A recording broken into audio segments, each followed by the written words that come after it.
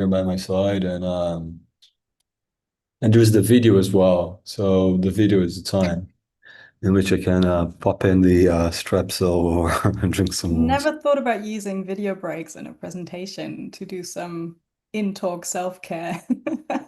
Well, I don't think I included the patient video considering that in the first place. It's not like, oh, do you know what? I'll just pop in a video.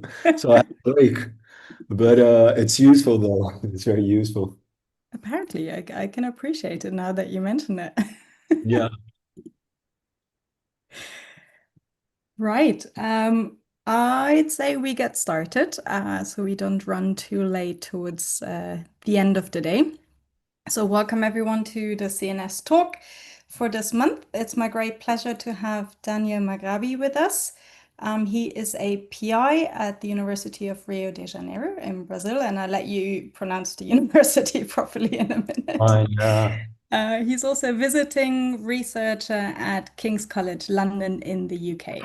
His background is a bachelor and a master's in psychology from Brazil, and then he moved to the UK for 4 years to do a PhD in psychology at King's College London, where we overlapped at the IOP, as it was then known, and now the IOPPN, so Institute for Psychiatry, Psychology, and Neuroscience. He is now back in Rio, and his research addresses self-awareness, awareness of deficits, and emotional cognitive processes in neurological and psychiatric populations, combining neuroimaging, eye tracking, behavior, and cross-cultural methods. So please join me in welcoming Daniel. Take it away. Thank you so much, Stephanie. Pleasure to give the talk. Yes, we did overlap at the IOP back in the day. It's funny because every now and again I cross someone and I think, okay, IOP person, and you kind of like recognize the person. So as I said, a pleasure to give the talk. I'll begin by providing some definitions, defining my terms so we can all understand each other. What do I mean by self-awareness is the capacity of becoming the object of one's own awareness. And I've worked most of my research career on the theme of impaired self-awareness. It was from the perspective of patient groups, clinical groups and conditions in which you have limited awareness about self-ability, personal characteristics, or self-performance. I quite like this definition by George Prigatano, who did seminal work on the topic in the 80s and 90s. This can also be known as a nosognosia in the neurological literature. So it's an agnosia for having a condition, noso, or loss of insight in the psychiatric condition. Now, most researchers, they believe that their theme of research is the most important thing ever, right? But in my case, it's actually true because self-awareness has been a quest and a journey for our species. So it's back there at the cradle of Western civilization. When you visited the Oracle of Delphi to know about your future, you'd be greeted by the words, know thyself. So in order to know about your future, you have to know about yourself. Also in the Eastern tradition, so that's a picture from a shrine of Genrikyo Kami. I was just talking to Stephanie before the talk about how one of the perks of academia is traveling, and I had the chance to go to Japan for a conference, and I visited Fushimi Inari, which is a collection of shrines in Kyoto. And you go uphill, it's quite beautiful and symbolic. When you're getting near the top, you reach the shrine of Genrikyo Kami, which is a god of insight and eyesight at the same time. Um, there is a very strong association between self-awareness and vision as well, including the idea that we have blind spots that we cannot see some features of ourselves. Quite striking also how the guardian angel for this shrine is the fox in the Japanese style. The foxes are associated with like being shrewd, smart animals, but we do know that self-awareness is more developed in mammals, and I'll be mentioning that later on. But beyond the philosophical issues, there are very important clinical implications for the study of self-awareness, and one of them is treatment compliance. if you have a clinical condition and you're not fully aware of your condition, then you're not going to engage with treatment that well because you don't have to treat anything. And we were able to show that in relation to neuropsych rehab in people with Alzheimer's disease. So here, essentially, you have a group with awareness, which is this group in light gray. I'm not sure if you can see my pointer. And then in black, the group without awareness. And here's positive change. So you have positive change in cognition, depression, functionality, and neuropsychiatric symptoms if you have awareness. But if you have limited awareness about your difficulties, then this is reduced comparable to a waiting list group, with the exception of neuropsychiatric symptoms. So it does impact neuropsych rehab and treatment compliance in general, including taking medication in the case of psychiatric groups. Also very relevant in terms of patient safety because you engage in activities that you're not capable of doing. So you can keep driving despite not being fully capable of doing that. It has been associated with caregiver burden across clinical groups. So this is a fairly strong association, presumably because it's very hard to take care of someone who's not willing to receive care because they believe they're fine. And it also has social implications in terms of care costs in general for society. So how have I been approaching this? And I'll mention that, and then I'll mention some other work that I've been doing, expanding from that particular model. When I started doing my PhD, my then PhD supervisor, Robin Morris, had published a theoretical model to explain lack of awareness in clinical groups. That's the cognitive awareness model, and I had the pleasure to collaborate with and to develop the third iteration of that model.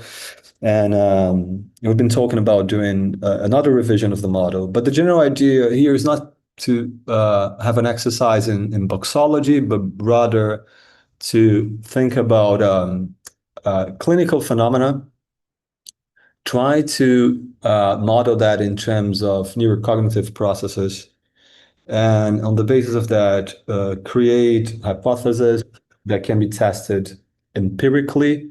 And by testing those hypotheses empirically, we can then refine the model, refine the theoretical predictions, and hopefully also improve clinical care.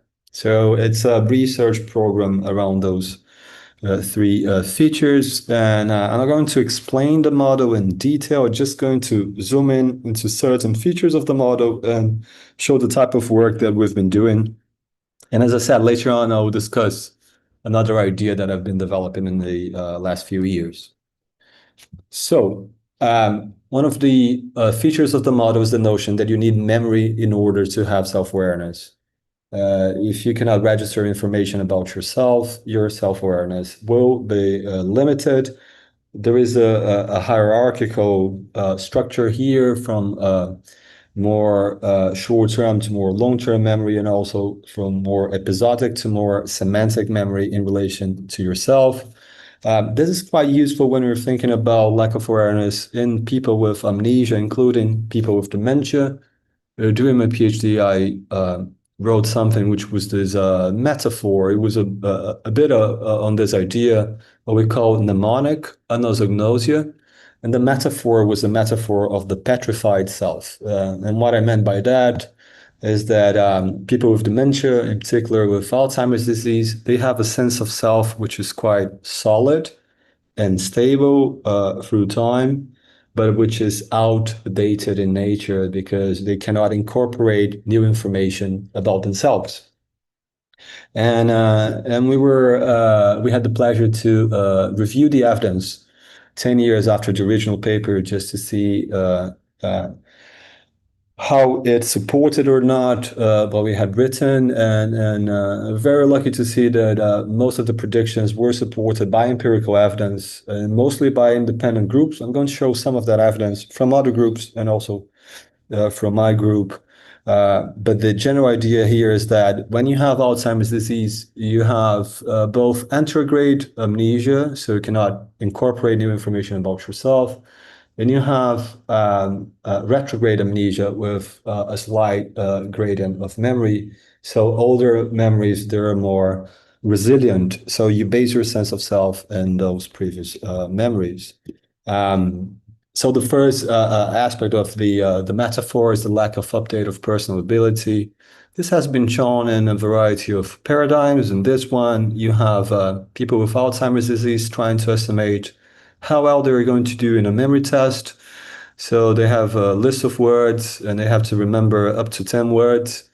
Before the tasks, you ask them, how many words do you believe you're going to remember? On average, they say close to 5. In red, you have the actual performance, the average performance of that group.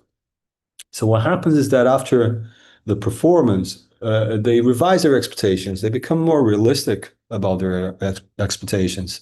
So they respond to feedback, but after a 30-minute delay, they reset to pre-testing expectations because the information is not available anymore. They're not consolidating their information. This has also been shown by Chris Mullen and colleagues in this paradigm. They were testing different types of memory aids and forms of helping people with dementia, Alzheimer's disease. There were a number of trials. The closer you are to zero, the more accurate you are in terms of your prediction of ability. So in the first visit, regardless of the type of memory strategy that they are using, they tend to overestimate grossly their capacity to remember things. And then second trial, they become more realistic and they sustain that for a while. So they do respond to feedback again. A week after, they have another visit and they get back to the pre-testing expectations. It highlights this feature of not being able to incorporate new information. It's often said that people with dementia and people with Alzheimer's disease, they forget that they forget. They cannot incorporate this information in their sense of self. Okay, we've done some work on that as well using EEG, and in particular using testing a specific ERP, the feedback-related negativity. So on this work, which was led by Anna Fischer, who's now doing a postdoc in Göttingen, we had trial-by-trial measurements of the FRN, which is a response that people have when they receive feedback.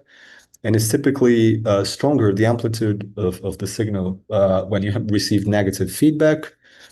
And but we also had estimations of ability over 10, 100, and 500 trials because the EEG paradigms, they are quite long. And what we found in terms of results, this is under review now, so it's not published data. Bear that in mind. But was that people with AD compared to older and younger adults, they were able to discriminate failure trials from success trials. So they were able to discriminate failure and their errors. They had stronger responses, so there was no difference between groups. But when you had the estimations of ability across 10, 100, and 500 trials, over 10 trials, they were still accurate. They're here, the closer to one, the more accurate you are in this case. So they're still accurate and no differences in relation to the other groups. But then over 100 trials, the information starts to dissipate. It's not available for them anymore. And over 500 trials, the differences, they are starker. So it does show that with the passing of time, the information is less available, highlighting this incapacity to incorporate new information about themselves. The other aspect of the metaphor is the remote self. There is a certain curve of autobiographical memory that is quite consistent across cultures. So when you take a look at distribution of autobiographical memories, we all have a period of recency. That's a very strong effect, regardless of memory paradigm. It happens with word lists and all types of memory testing. We remember very recent things. So that happens with autobiographical memory as well.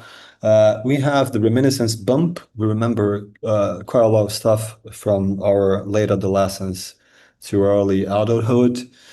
Some people believe that that's related to the fact that we make major decisions about our lives during that period in terms of choosing a career, establishing long-term relationships. Having said that, because it's very consistent cross-culturally, and the cultures may differ in relation to that. Others do believe that is linked to something more neurobiological in nature, for instance, maturation of the frontal lobes. And we have very limited memories from the first years of our lives. And as I said, that's fairly consistent across cultures. What happens in the case of Alzheimer's disease is that because of damage to the hippocampus, they don't have the recency period.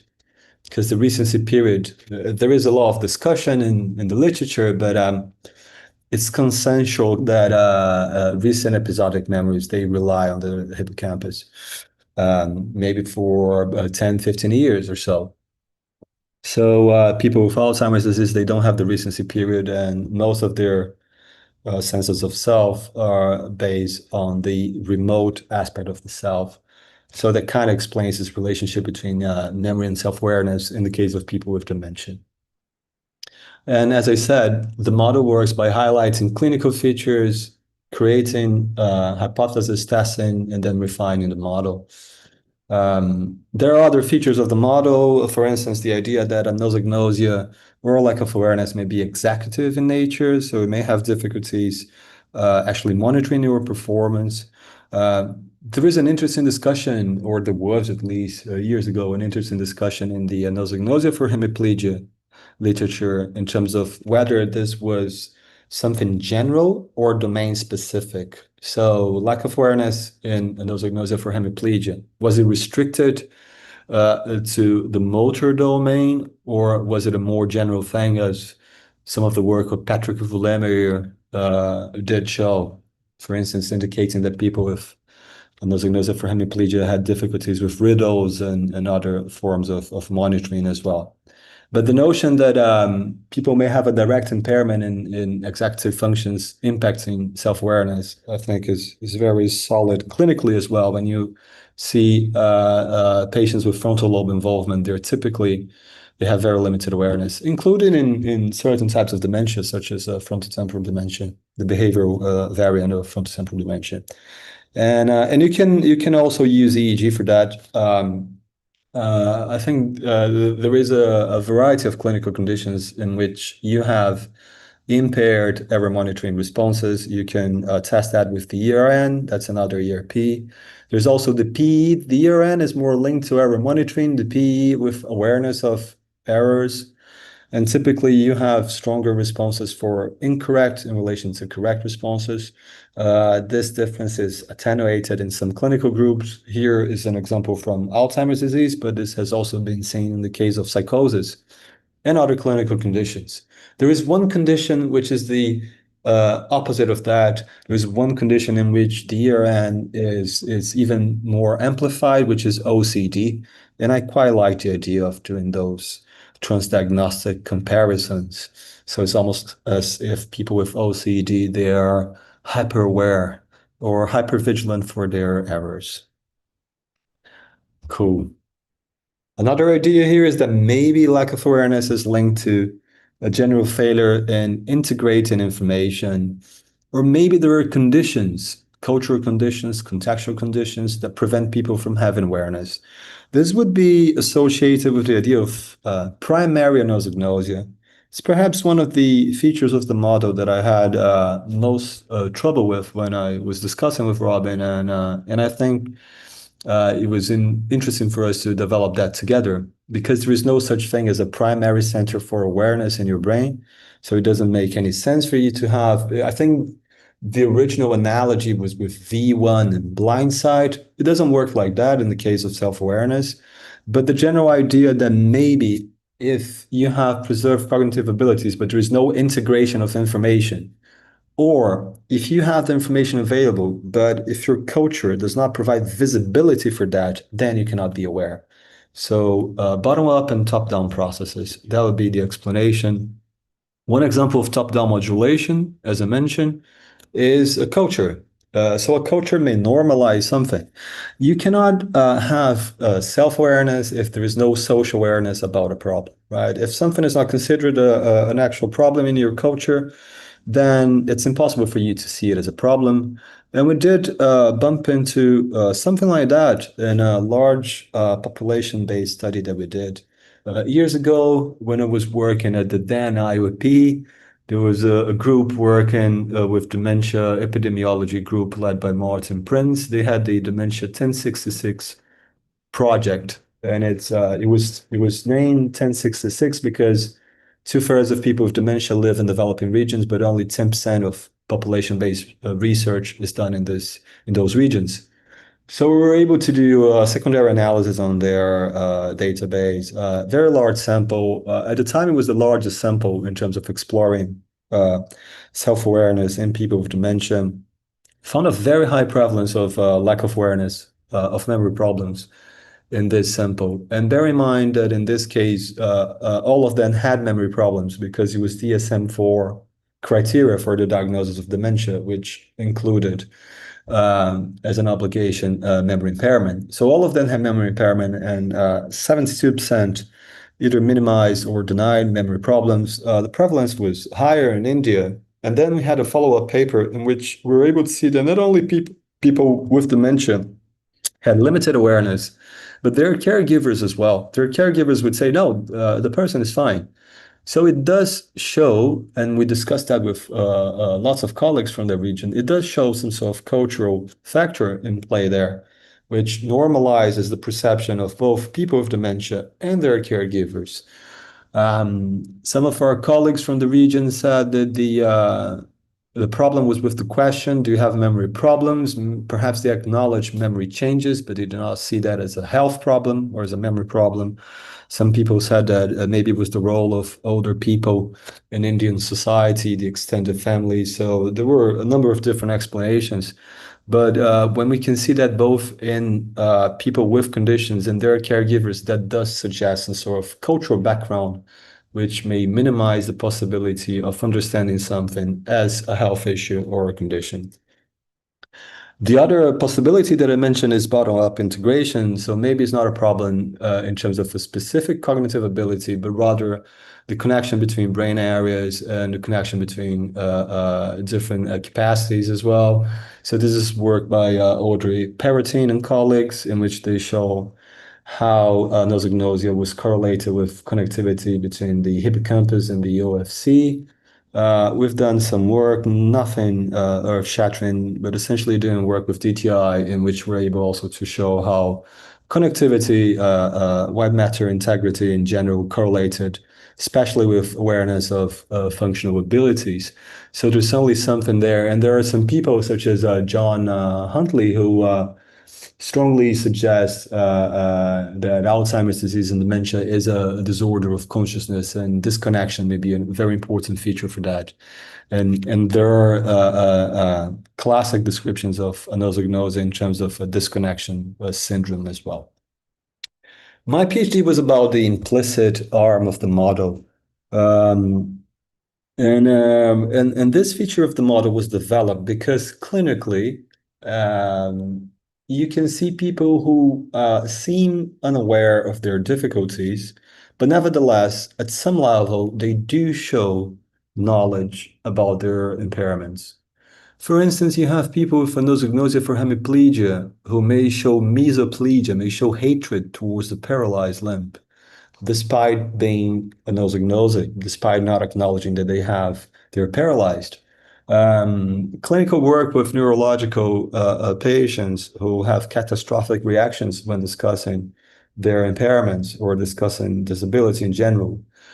People in hospital settings having very symbolic expressions of their difficulties, or even beyond hospital settings, someone with dementia who says, can you drive? And they say, yes, I can, but there's something wrong with the car. And it's highly symbolic.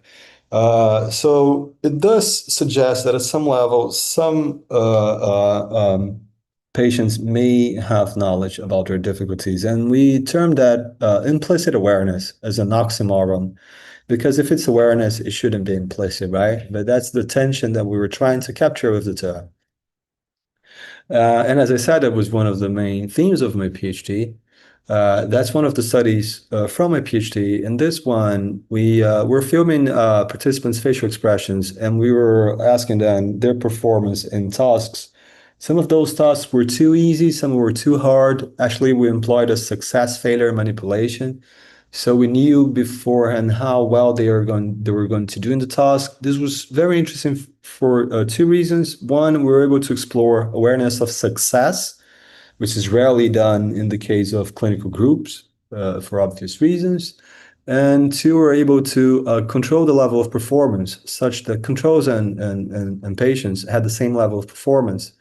So all the difference in terms of awareness was down to the estimations. What we were able to see here is that the self, in terms of self-reported emotion, the AD group and the control group, the healthy older adult group, they were comparable.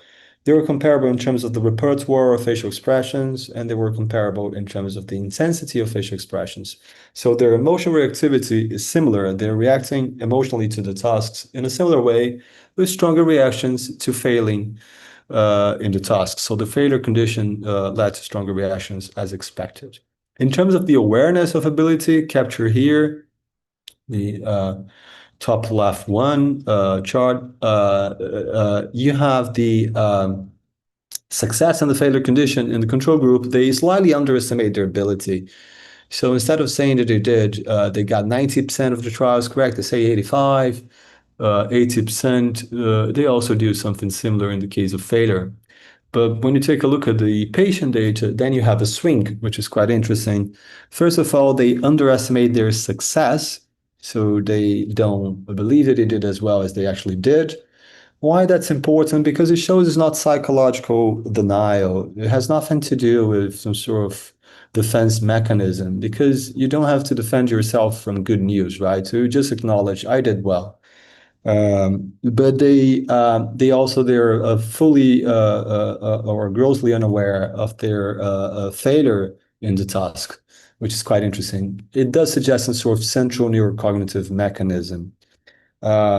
This was not correlated with the emotional reactivity was not correlated with awareness of performance. And I'm going to show you a video example, which is going to be edited afterwards, edited out, of two patients who have authorization from the families to show the video. But those two participants, they had emotional reactions, as you're going to see in the video, and still they said that they did really well on the task. Okay, another feature of the model is that you can zoom in and then discuss different aspects of the model. We've done that a few times, in particular to explain the relationship between mood and self-awareness. There is a very strong association between depression and preserved self-awareness. This has been seen across clinical conditions, TBI, psychosis, AD, you name it. Tony David, who's a psychiatrist working with psychosis, once described this as the law of gravity of insight. So if your insight goes up, your mood goes down. These days, I think it's way more complex than that, but it's there in the literature. And by contrast, when you have apathy, you have reduced awareness. So we try to explain that in terms of apathy leading to affective blunting and depriving errors from their effective signature. So if I make a mistake here, I'm going to have the emotional consequences of my mistake. But if I have apathy, then it's okay. I'm not going to register the information. There's no emotional salience to the information. In the case of depression, is slightly more complicated. For a while, I thought it was depressive realism. So you become more realistic. Normally, you have positive biases. When you're depressed, you become more realistic. These days, I believe it's just a negative bias. And it does look like you have self-awareness when you're describing disability, having a condition, and negative performance, but it's not actually self-awareness. But in any case, this negative bias may influence not only your expression, the way that you describe your difficulties, but also how you represent events, and it may impact retrieval. So you may have mood-dependent and mood-congruent effects on memory as well. And one of the, I think, of the joys and disasters of working in Brazil is that there's so much work to be done. And it allows you to expand well beyond the original realm of your research, which in more competitive research settings, it would destroy your career because you're not like the specialist, and being a specialist is really, really important. but at the same time, it keeps things lively. And there is a possibility here because of lack of well, human resources. So I started collaborating with people working with Alzheimer's disease. And Alzheimer's disease is a natural, I think, experiment on the relationship between awareness and mood. And because you have within the same person fluctuations in mood, which lead to variations in self-awareness.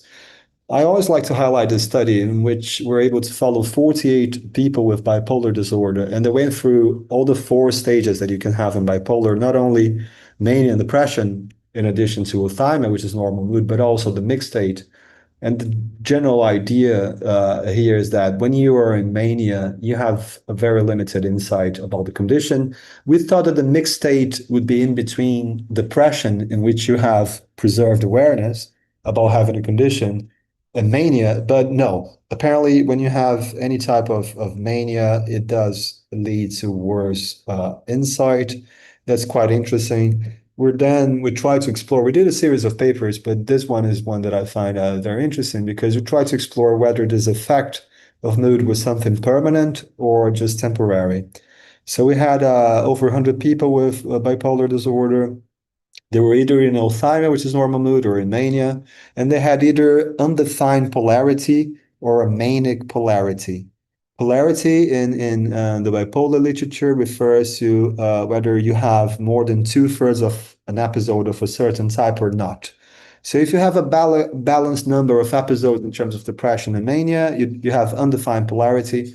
But if over two-thirds of your episode are of mania or depression, then you have a manic or depressive polarity. So we're interested in seeing, okay, does that polarity thing, does that impact? And what we found out was that not at all. So the previous history, the number of episodes that you had before did not impact your current self-awareness. It was all down to your current mood state. So regardless of the polarity, it was being in mania that drove down your insight. Natural experiments are cool, but there's something even cooler than natural experiments, which is like conducting an experiment yourself. And in this case, we're able to do that in people with dementia. We did an experiment on mood and awareness. And essentially, we were trying to explore the very same questions, but experimentally. So we had close to 30 people with AD. They had four tasks were the same tasks that I use that I developed for my PhD. So reaction time tasks and memory tasks, they were either too easy or too hard. People do not have any differences in terms of mood before the tasks. And here we're trying to explore whether inducing failure would improve self-awareness. The notion being, okay, if you're in a negative mood state, then maybe it's easier for you to remember negative things. This is a very consistent effect that has been observed in the memory literature. And that's a potential explanation for a lack of insight in mania. It's hard to remember certain things when you're in mania. Similarly, that's an explanation why people with depression have full insight into their difficulties. And we did that again with two types of tasks, reaction time tasks and memory tasks. People did show the task did work in terms of the mood manipulation. People got more frustrated after failure in the tasks, but there was no improvement in awareness in the reaction time tasks. So regardless of being more frustrated, we would repeat questions about their condition. They didn't show any improvements in their self-awareness. But the interesting thing is that in the case of memory, again, they got more frustrated after failure, and they did show improvements in self-awareness and improvements in self-awareness beyond awareness of memory ability. So this is like a questionnaire approach in which we're asking general questions about knowing about their condition. What I find interesting in this case is that it's not only something that is mood dependent, but is also context dependent. It's not any type of failure that is going to improve your self-awareness, but failure in something that is specific to your condition, in this case, memory and Alzheimer's disease. And in this study, we also observed how there was a moderate correlation between the change in anosognosia, the improvement in self-awareness, and apathy. So people who were more apathetic, they didn't react that much to the failure and did not improve their self-awareness that much. Okay, I mentioned at the very beginning, and I'm now getting closer to the end of the presentation. I mentioned how I've been moving towards a new taxonomy of self-awareness. been trying to write about that. I've been writing a lot about that, and there is still a lot to be written. But the general idea here is that maybe lack of self-awareness across conditions is more directly linked with certain self-awareness processes. And it's although this taxonomy is not exhaustive, it does capture a number of important features. So, for instance, the difference between bodily self-awareness and more narrative self-awareness or self-representations here. Uh, Also, many different dimensions here. So, dimensions that include action, that include monitoring, general, I think, mechanisms that are quite relevant for any organic systems. So that's another feature as well. The fact that we can do experimental work on that. So this taxonomy emerged from those ideas. So the original work was done with John Huntley and Hugh Critchley. And we identify interoception, proprioception, and body ownership, agency, metacognition, emotional regulation, and autobiographical memory as different features of self-awareness. And and we started by exploring that in people with dementia. But now I've been moving towards other conditions because I quite like this transdiagnostic approach. And there are two new papers and chapters that they're about to be published on that approach as well. So quite interesting to think how those specific self-awareness processes then maybe together they lead to an emergent sense of self-awareness. How the combination of those things, they may lead to this emergent self-awareness, but individually, you may see alterations of these processes across clinical conditions. And as I said, I'm a big fan of transdiagnostic approaches. I think you can learn a lot by comparing different conditions. So you can see alterations of these processes and then try to compare them and see what you can learn from this comparative psychopathology, so to speak. And also trying to draw that in terms of like modeling that, and it's something that's quite incipient at the moment, but we're slowly progressing towards something.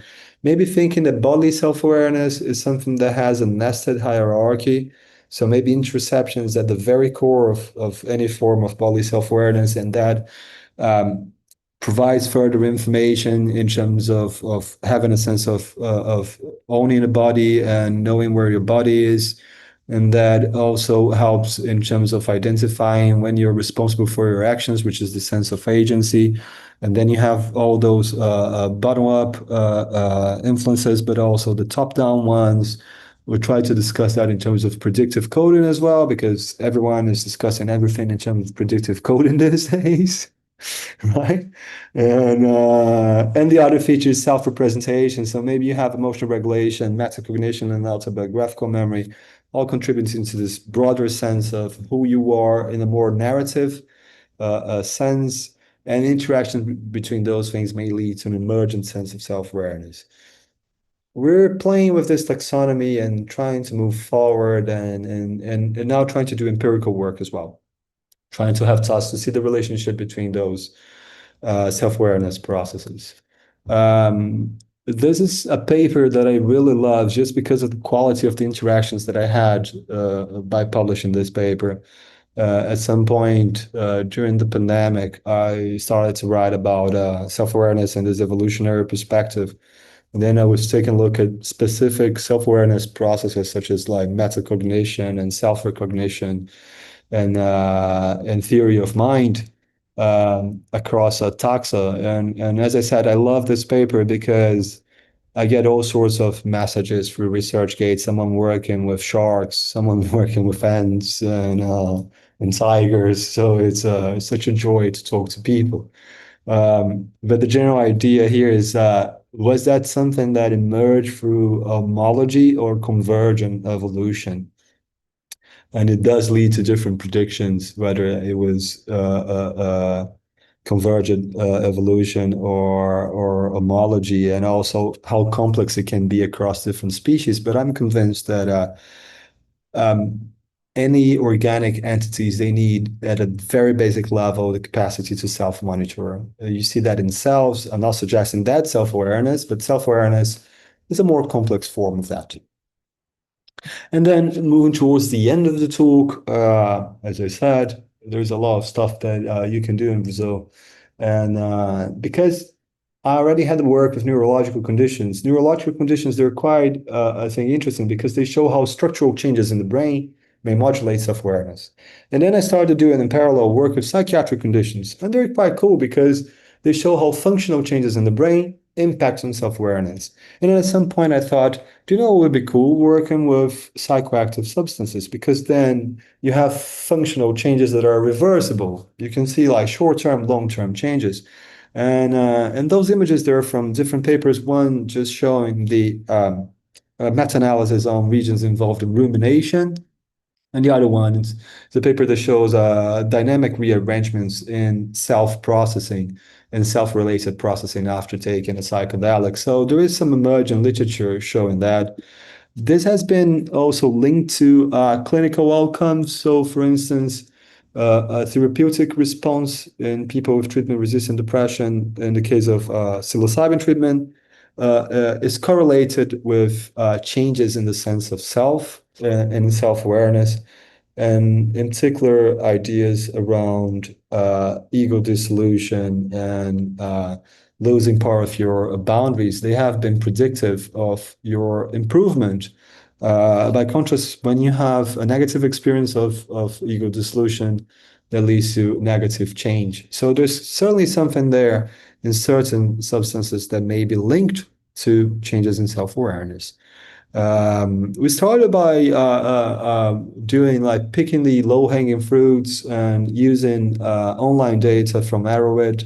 So it's a harm reduction website, and then you can see there people who took psilocybin in this case and different drugs, textual data, and we can analyze that with softwares. And what we notice is that there is indeed a big cluster which centered around the self. You can see here the right-hand side, me, and that's for positive experiences. So changes in selfhood, they appear to mediate both positive experiences, and I quite like those graphs because they're fairly psychedelic themselves as well. So changes here in terms of like me and your sense of self, and in the case of positive experiences, um, you do have every now and again certain negative words, but also positive words and a general positive cluster here. And this notion of my life, the universe, things that change, my relationship with the world. So the way you position yourself in relation to others. But also in terms of negative experiences, which was our first paper, I thought it would be strategic to enter the field by publishing negative results because there's so much hype in the field that you'd be interested to say, look, psilocybin may be bad as well. Just as a reminder, of course, it may be very positive for people struggling with certain conditions, but there are loads of negative outcomes associated with that. And this dread of ego dissolution has been linked with something that looks like a panic attack, right?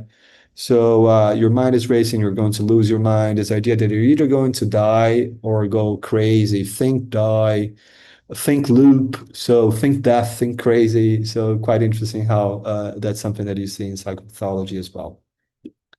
And at some point we had it's so hard to do empirical studies. We're about to do an empirical study with that, an actual empirical study with substance. But at some point, I decided to publish some of our predictions in a review paper. So essentially using that taxonomy, reviewing how it's changed by psychedelics and making some predictions on how those dimensions may be linked to the action of psychedelics and certain neural networks. But I'll finish by presenting some work that we've done with ayahuasca, because ayahuasca is legal in Brazil, is used for religious purposes. It's quite a mystery how, at least a mystery from a scientific point of view, how indigenous people they manage to develop, if I may say so, or discover ayahuasca, because you have to combine two very different species from the forest. And of course, when you ask indigenous people, they have myths and religious explanations for that. I went to the Amazon a few years ago and spent a full week with a tribe, and it was very interesting to see their descriptions. But ayahuasca has been used with very promising results in terms of antidepressant effects, anti-addictive effects as well. also for anxiety. And because people do ayahuasca rituals in Brazil, we don't have to give people anything. It's much easier from an ethics point of view. You just ask people, are you going to take ayahuasca? Can you complete some questionnaires? And now we're also going to move towards like doing actual tasks with people. But I'll finish by presenting this piece of work, which is submitted as well. So it was predictors of self-alterations after ayahuasca. We had a number of outcomes. They were taken from traditional scales used with psychedelics, but focusing on self-related constructs. So your sense of unity, ego dissolution or inflation, disembodiment, which links with body ownership, impaired control and cognition, which links to metacognition and agency. So it links to that taxonomy that I described. And then and we conducted hierarchical regressions. We had both social demographic predictors, substance predictors in terms of whether the dose was high, whether people were taking medication or other things together with ayahuasca, the mindset of people, aberrant salience, introception, metaphysical beliefs, depression, open-minded cognition, spiritual quality of life, previous use, diagnosis, psychiatric history, and also setting, which is a big thing in the psychedelic literature. So, how many people were around the ritual space? Was there any dance? How long was the ritual? So on and so forth. And we explored that in relation to those different things. I think it's just easier for me to show that graph, which captures all the results. By far, the most important predictors were the mindset predictors. No surprise there, because your general mind state was predictive, and baseline was predictive of the self alterations later on, and in particular, aberrant salience, which has been linked with psychosis. So, people with higher salience, a baseline, those were the ones who had more self alterations. Also, interoception, slightly weaker, but across many outcomes, interoception sensibility in this case, captured by the Maya, was a strong predictor as well. Those which we thought was going to be massive was not that important. Social demographic characteristics were negligible. They had almost no impact, with the exception, surprise, of men having more ego inflation. Didn't see that one coming, right? Men with inflated egos. Uh, so, uh, so that was quite obvious, right? It was the only social demographic predictor. And the setting variables, they were also not very strong, but the amount of people did interfere in the experience of unity. So rituals with lots of people, typically, they led to reduced feeling of unity. So this is under review now. Hopefully, will be published soon, and we have a number of other papers working with psychoactive substances as well. And as I said, hopefully, very soon empirical studies. Okay, a bit of an advertisement. It's a pleasure to have international researchers. We have a tradition of welcoming international researchers. Rio can be tricky. Rio is a very intense place. Rio can be dodgy, for sure. But those pictures, they're from my mobile, okay? These are not like pictures from Google. It's just like cycling. It's my commute from my place to the lab. I took those pictures. And my telephone is really, really bad, okay? So it looks way better than that. Then we have a cozy little lab in the middle of a forest. So if you're ever in Rio, drop me a line. It'd be a pleasure to have you there. And depending on your skills, it'd be a pleasure to bring you to the lab for a few months. Okay? Okay, so I would like to finish by first thanking Stephanie for the invitation. Participants and their families, they're the reason of our work, all the collaborators, all the funding agencies as well. Here are my contact details, and I'd like to thank you for your attention. Lovely. Thank you so much.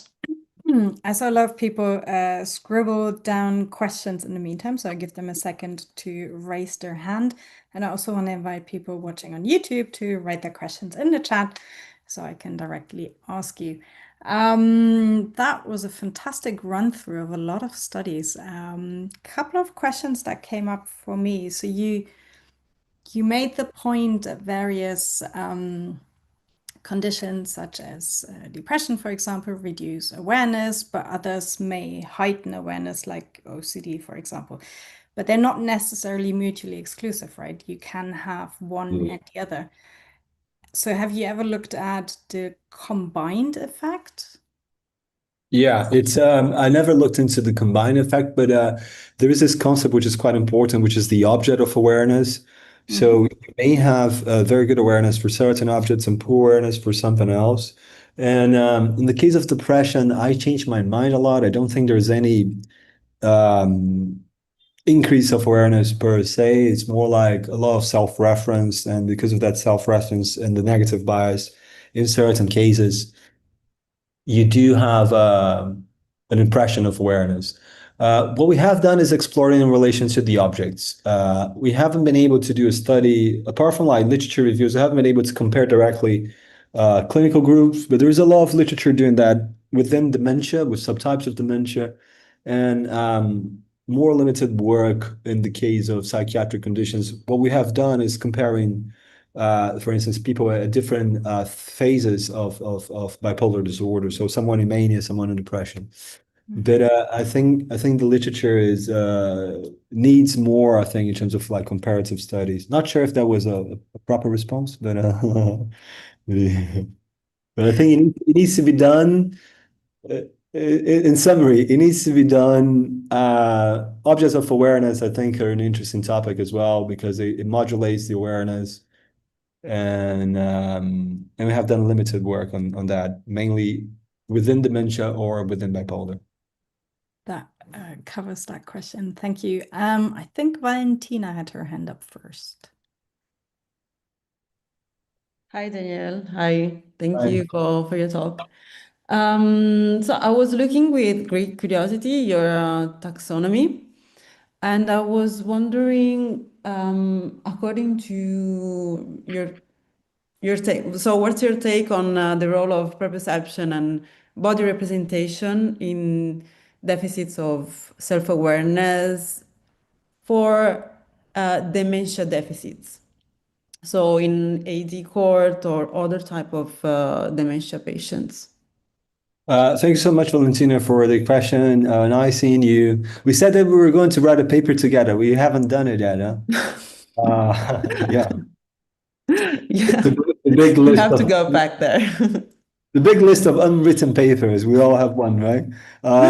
But good question. I think the role of bodily self-awareness in people with dementia is underestimated. We've done a paper in which we talk about a bit about the body itself, and and I think it's almost like a reserve of self-awareness in people with dementia. It's there in the taxonomy, not only because of self-awareness in dementia per se, but self-awareness in other conditions as well. And I'm going just to get back to the taxonomy. Um, but it's interesting how bodily self-awareness is something that gets eroded later on in the case of people with dementia. So the representational level of self-awareness, I think you have impairments early on. And then with bodily self-awareness, you have that sense of self stronger. Although you have changes, it's stronger. And even in people with severe dementia, there's a lot of evidence indicating how it can be a reserve of self-awareness. So we quite like the examples of covert mirror self-recognition as well. So knowing that you are the person, although we may not be able to associate that fully or talk about that, but at some level identifying yourself in a mirror or using mirrors in a consistent way. Uh, so I think it's there, it's underestimated, and uh, one of my main ideas at the moment, and I'm thinking about writing a grant application on that. I discussed that with some colleagues, and they said they would be keen to do that. Is to actually see how explore empirically how the bodily self-awareness links with the self-representation aspects in people with dementia. So how those two dimensions they relate to each other? And I think there is a potential relationship there. I think it's a very important feature, knowing that you have a body, that this body is your body. It's a crucial feature of self-awareness, and maybe there is a relationship between those processes and higher order cognitive processes as well. Yeah, but it's not tested in Alzheimer's or other type of dementia. Very limited empirical work, and as I said, it's something that I've been discussing applying for a grant on that for a few years now, just doing something with that taxonomy in relation to self-awareness and in dementia. It's something that I would love to do. There is some work on bodily self-awareness in people with dementia, but nothing that has linked that agency as well. It's another feature that I would love to explore in relation to people with dementia and the representational aspects of self-awareness. So how bodily self-awareness links with also biographical memory, metacognition, so on. We're hoping to do now like a virtual reality study, but actual reality is interfering with our plans because we had such a great idea of using embodiment in virtual reality to see if that would foster self-awareness. But the programming was very complicated, also in terms of having people with dementia using certain virtual reality paradigms. Older people, you have to be really cautious in terms of if they get dizzy or something like that. So you have to change to a paradigm in which they're sitting down, and then you reduce embodiment, and then maybe something easier. So we do have funding. It's a collaboration with Paris Cité. But it changed to something slightly less audacious, I'm afraid. But it was going towards that direction. Well, there are interesting studies on that explore the interoception and body representation while being seated on the chair and looking at so trying to match one's own breathing to the avatar or not. Yeah. So this might be like Yeah, that's super relevant. to And if, implement in the. and if instead of writing that paper, if you prefer to write a grant application together, I would love that. Stephanie has been writing grant applications as well. She can join us and Yeah, I mean it's a team that works. At least me and Steph, we always like to write together. So yeah. definitely. And if I may, a really brief, I hope, follow-up question on the taxonomy. So according to your answer, the taxonomy is not to be seen, considered as categorical taxonomy. So you either fall into one of these or more of these categories, but it's a continuum. Yeah, So it's a they bit. all participate to self-awareness. They all contribute to self-awareness. It's almost as if self-awareness is the result or the emergent property of those different capacities. So your sense of who you are, it develops from those different things, and they all have different contributions. So again, they are distinct categories, but they interact. So they interact, and it's not a matter of okay, so where do you fall here? No, it's more like how is it changed in relation to that, in relation to that other thing. So and I'm writing a paper now, which I stopped writing months ago, but it was from I was writing that with Robin, and he liked the idea. It was from anosognosia to self-awareness and back. So how from limited self-awareness we can go to that taxonomy, how that taxonomy can be used. It's almost a way of linking previous work that I've done, particularly with Robin, with the current work, how those things integrate together, how we can see changes in those dimensions being linked with impaired self-awareness. So this is ongoing. Yeah, I just need to just need to have more time. Yeah, I love it though. I love your reply. Thank you. Oh, thank you. Very kind of you. Time. That's the one thing we all need more of. Oh yeah. Marcela, you have a question as well? Yeah, thank you very much for the presentation. I have a few questions, but I think it's all related to the same maybe confusion I have. It's related to metacognition. So in the model that you presented at the beginning, if I well remember, metacognitive output it was something that was output, but it's confusing for me how it fit with the idea that the metacognition actually is part of the process that is Yeah. output. So yeah, that's my first question. You're absolutely right. I never liked this metacognitive awareness system. I said that to Robin. There's no such system.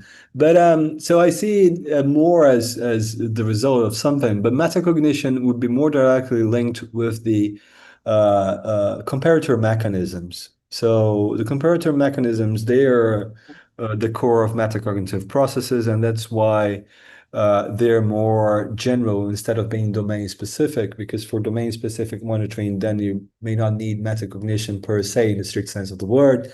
Domain specificity is a big question in the field, right? Depending on the clinical condition. But you're absolutely right. I think it's almost like we can do without that module, because I would see that as the result. I cannot see. I would, and that's why I've taken that towards top-down modulation in terms of culture and bottom-up integration, and the fact that he was okay with that in terms of like rewriting those features. I think it may also show. I don't want to speak on his behalf, but it may also show that yeah, it's terming that metacognitive awareness system maybe was not the wisest, but maybe he would disagree and also provide a very good explanation on that. Okay, good. And so my second question is regarding again the metacognition, but is more how can you differentiate, for instance, a metacognitive process versus an executive control process? Like if you are evaluating, I don't know, monitoring and like what makes the difference? The difference is just asking the participants how well you think you will perform or how well you are, I don't know, doing the task, or it's difficult for me to see the difference between those both. Yeah, when you go to the seminal definition of metacognition by Flavo in the 70s, right? So it's defined as knowledge monitoring strategies that you use in relation to metacognitive processes, right? So it's a fairly broad concept, and the executive control features, I think, they explain really well stuff like strategies and how you deploy cognitive resources. But perhaps metacognition goes beyond that. It also cuts across complexity levels, right? So at a very basic physiological level, you have our monitoring. Um, Whether you're going to term that executive control or not, I think is very conceptual. But I like to differentiate, for instance, knowledge that you have about something, knowledge that you have about cognition, and from cognitive control of cognitive processes, right? Which would be more the executive control. That would be my way around that question. Okay, yeah, sounds yeah, good. Thanks. And I have only the last question. It's so in one of the studies, I think it was at the beginning, you show the performance of people with Alzheimer's disease, where you evaluated it was the awareness of the performance pre-test, post-test, and then after a delay, right? Yes. They were always saying that they will perform better than actually they did at the pre-test and after the delay, Yeah. and they will be more like exact, let's say in the immediately after the test. So is this something that was only evaluated in memory? I mean, this self-awareness difficulty, let's say, it's only related with memory as they have memory impairment, or it's might be also seen in other kind of task or kind of performance, and maybe how is this is related maybe just with the confidence they have in themselves, and not only related to the memory but also other kind of task. That's a very good question. That study that I showed that was done by Annalena Veneri and colleagues. They did it with memory, As far as I know, the paradigms in which you have a time gap and then you reevaluate people, they have been done mainly with memory. But I also have shown some data that I collected myself during my PhD, in which we had a reaction time tasks. So it's not domain specific in the case of Alzheimer's disease, the lack of awareness.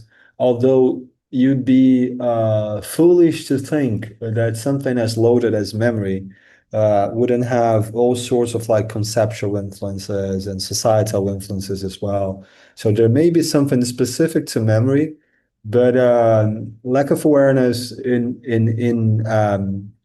tasks in which people with ADD don't do well, at least my data and others' data as well that I know, it seems to happen across cognitive abilities. But I have never seen, I'm trying to remember here, someone who has done a different cognitive ability and done the time thing to see if it dissipates as well. But I would suspect, yes. I would suspect it would be consistent across cognitive abilities. Great. Thank you. My pleasure. Thank you for the questions. There is another question left, at least a hand is still up. Yeah, we still have a bit of time. But thanks again, Daniel, for presenting. I was wondering about the evolutionary part. How did you exactly measure the awareness in the model, and why do you think it's what kind of evolutionary pressure do you think might have been in place to kind of select this trait? Yeah, in this case, it was a literature review, so we just combed the literature to see how different species would express metacognition, self-recognition, and theory of mind. Self-recognition has been quite controversial because people have used the mirror test a lot, developed by Gallup, and it's something that others have discussed as not being appropriate for certain species. Not least because for some species, vision is not the main sense, right? So some people have done versions of the mirror test, such as like an olfactory mirror test for dogs. So there are paradigms to measure that. Metacognition in animals, also controversial, all self-awareness in animals, right? Because we cannot ask an animal. So that's the main thing. But I think the indirect evidence is there. Metacognition, they do with information-seeking paradigms. So when an animal, instead of doing something, he seeks more information, it is a sign that the animal at some level is processing the need for more information before making a decision, and uncertainty and sort of like waging. So if an animal does something and he gets like a little pellet of food, but if it does something harder, he gets two pellets, you can see the level of certainty that the animal has in relation to his action, to its action. So that's the paradigm that has been used. So there are different paradigms to measure that. And what I find interesting is that when you take a look, as I said, it was something that I've done during the pandemic. I was so distracted. I had so much joy just looking how birds and other animals, whether they have metacognition or not. When you take a look, you realize how widespread it is. We will never be able, never is a strong word. It would take a while until we can access higher order processes in animals if they exist. Is there a reflection there? It's impossible to know if something first order or higher order. And I mention that because self-awareness is often considered, by definition, second order, right? It's awareness about something. Yeah. But it's quite widespread, and that's why it creates difficulties for homology. So in the case of metacognition, you see in different species of birds and mammals, anything. Now, metacognition didn't emerge over the 300 million years ago. Probably there's something which is convergent evolution that leads some species, some taxa to develop that. And in the case of metacognition, in the case of theory of mind, it's quite obvious, more complex social relationships. It may be modulated by my more complex environments as well. So there are a number, I think, of selective pressures that may lead to increase of awareness. One of the take-home messages from the paper as well is that self-awareness does not seem to be some sort of epiphenomenon from an evolutionary perspective.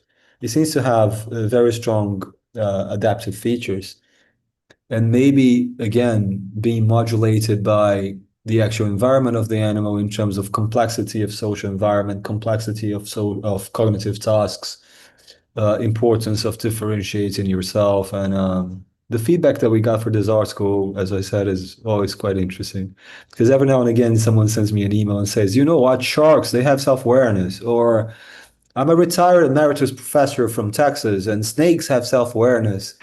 It's really brilliant. Yeah, interesting. It's a fascinating topic, and it's hard to draw the lines. So Yeah. Thanks for your question. yeah, thanks to you.